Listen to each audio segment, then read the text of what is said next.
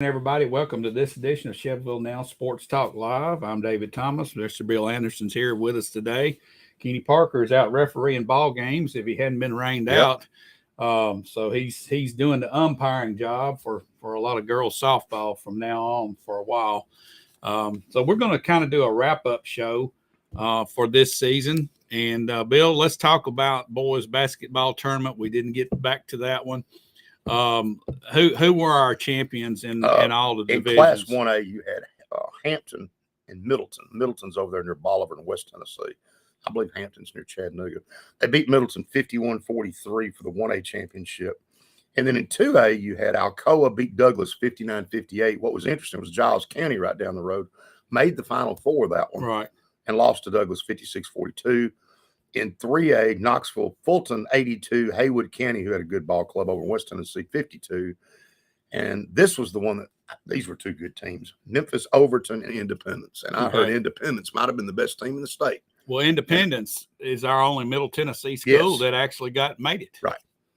And Overton got them 69-57. I don't think the game was even close. I think Overton's got some major college prospects on their team. Right. All right, well, that wraps up the basketball season. Of course, we're a little late doing this, but we hadn't had a show in a couple of weeks. But now let's go into baseball. That's in full force now. High school baseball, middle school baseball. What about our local teams? Well, right now it looks like Community's record 6-10, 2-1 in the district. Cascades 4-9 and 2-2 in the district.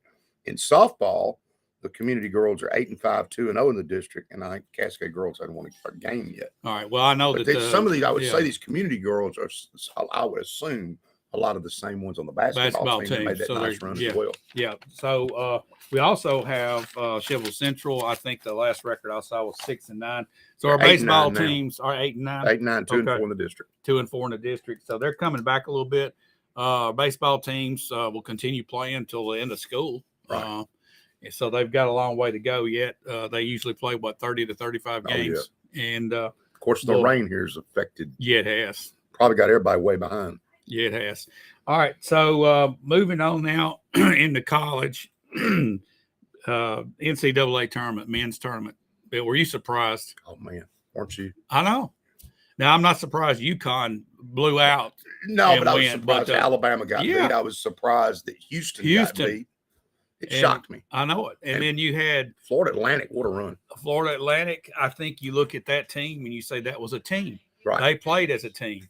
They didn't run up and down the court just heaving the ball. They made passes and actually had plays. Right. And you look at UConn, they were the same way. They had talent. Very well coached. Very well coached. So that's over now. And San Diego State, what a great run they had as well. Yeah, absolutely. And there were teams that had opportunities that you wouldn't normally expect make it that high, Florida Atlantic and San Diego State. And there were some others too. Other smaller schools come up. Basketball goes back to the transfer portal. It goes back to the smaller schools are able to keep your kids 4 years. Right. And come tournament time, that makes a difference. Yeah. Especially with guard play. Right. And that's what I thought hurt Tennessee that we saw coming was when Ziegler went down, you didn't have a point guard. You didn't have the Edwards kid ready because you didn't play him. Right. So when you don't have guard play in the NCAA tournament, you're not going to last very long. No, you're not. You're going to have turnovers and you're going to have a sluggish offense. Tennessee's defense was really good. Right. I thought they were about as good as anybody in the tournament. But when you can't score points, it doesn't matter. And one thing that just frustrated me was Olivia Cumwa has a career game the game before to put him in the Sweet 16. And then he hardly plays against Florida Atlantic. Yeah. I didn't understand it. Makes no sense. Well, that's over now. Yep. All right. We've got the big event coming up is our NFL draft. And I know yesterday you got some Titan news for us. We've probably already seen it. A lot of us, Jeffrey Simmons. Do you know anything about the contract that Jeffrey Simmons signed? It's a 4-year, $94 million deal extension, 4-year extension, plus the year now. So it's a 5-year deal total counting this year. And it's $66 million guaranteed, which puts him right under Aaron Donald as the second highest paid defensive lineman in the National Football League. But hey, that's where he needs to be. The guy deserves it. I say that's exactly where he needs to be. So that tells us the Titans are not necessarily rebuilding. No. They're looking to have a good year this coming year. So your sources and your gut, does it tell you that Tannehill's going to bear starting quarterback first game of the year? If they can work something out, I don't think so. You don't? I do not. If they can get something worked out. Okay, so I would look for. I still think Trey Lance is an option at quarterback from San Francisco for a trade. I could see that happening. I could see him just moving on from the money. Right.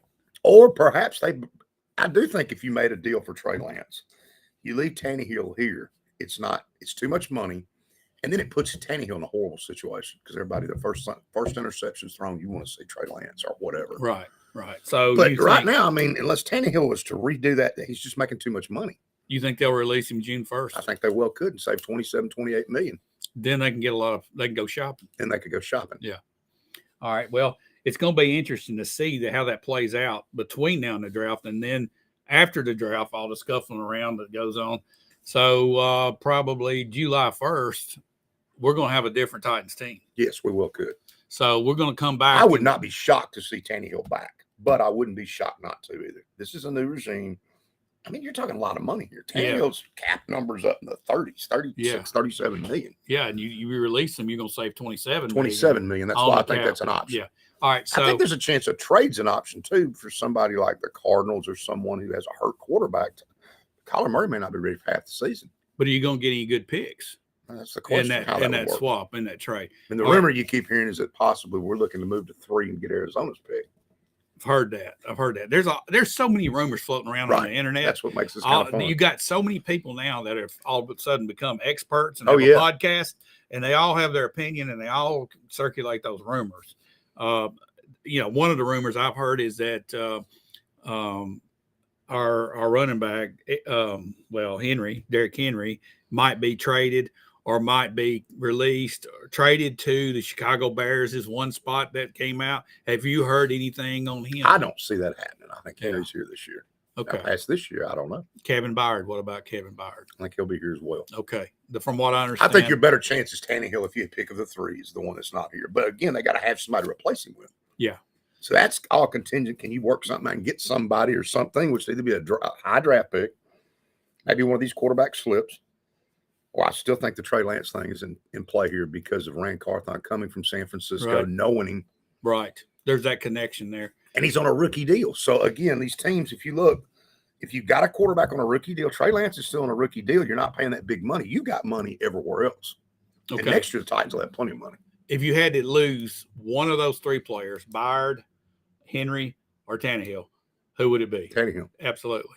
Yep. Because of the money, and the other 2 are such great leaders in the locker room. Yes, absolutely. Especially Byard. Yes. They say he is the glue.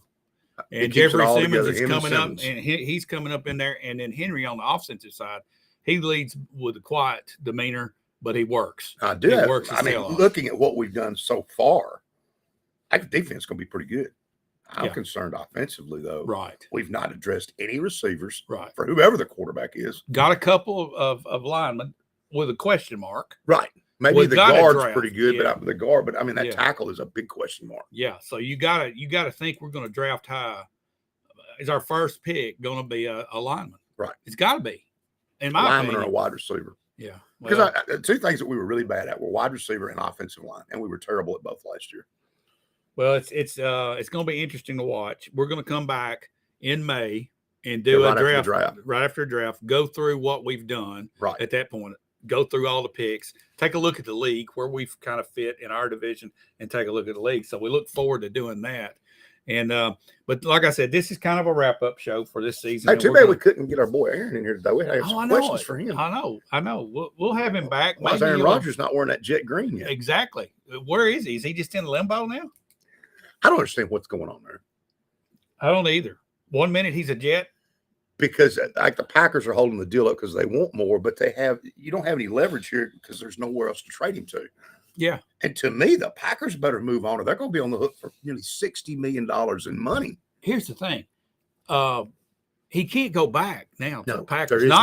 There's no going back. So if a deal doesn't get cut, is he going to lose a season here? If it doesn't get cut, the Packers are going to owe him $58.9 million. Think about that. To me, the Packers they got to get it done. They got to get it done. And you want to get it done before the draft because I would assume whatever picks you want in this year's draft, not next year's, you need them now. Yeah, exactly. Would be my assumption. Yeah. Well, Bill, it's been good and it's been fun, and we missed Kenny this morning, and I know we'll have Dr. Garrett back hopefully this fall. Yep. But we're going to start back in July. Okay. Right before football season gets started again.